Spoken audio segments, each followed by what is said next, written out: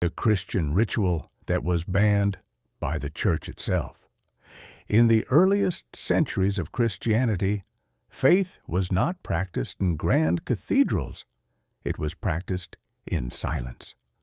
Believers gathered in private homes, underground chambers, and hidden rooms, places where a single mistake could mean death. Christianity was illegal, and secrecy was survival.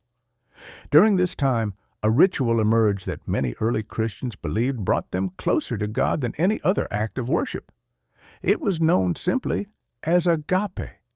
The word meant love, but it was far more than a meal. The agape feast began as a sacred gathering held at night. Believers met quietly, often after sunset, sharing food, prayer, and scripture.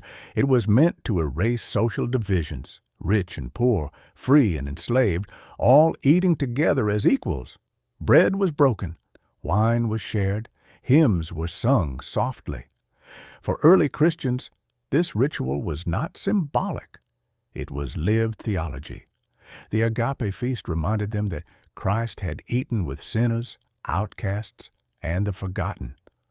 To share a table was to share a bond that no empire could break.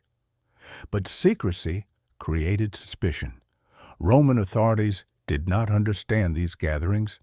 Outsiders whispered rumors, accusations of forbidden behavior, distorted interpretations of Christian language about eating flesh and drinking blood.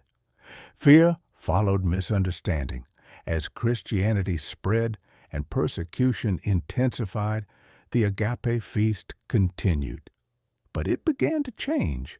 Some communities blurred the line between the sacred meal and the Eucharist. Others allowed excess.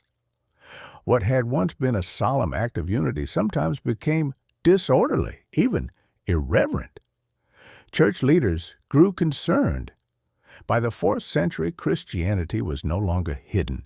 It was becoming organized, structured, public, and the agape feast no longer fit the new identity of the church.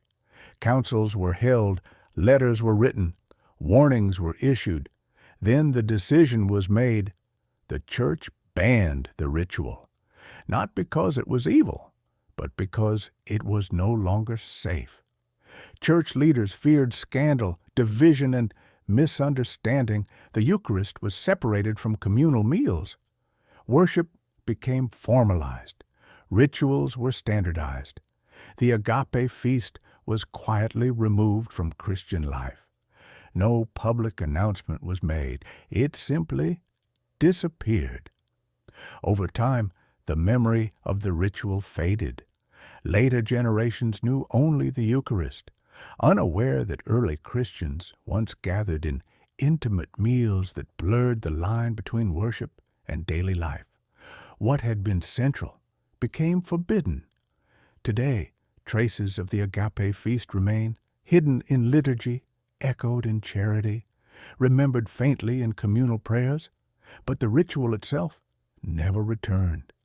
It stands as a reminder of a church that once worshipped in whispers and chose survival over tradition.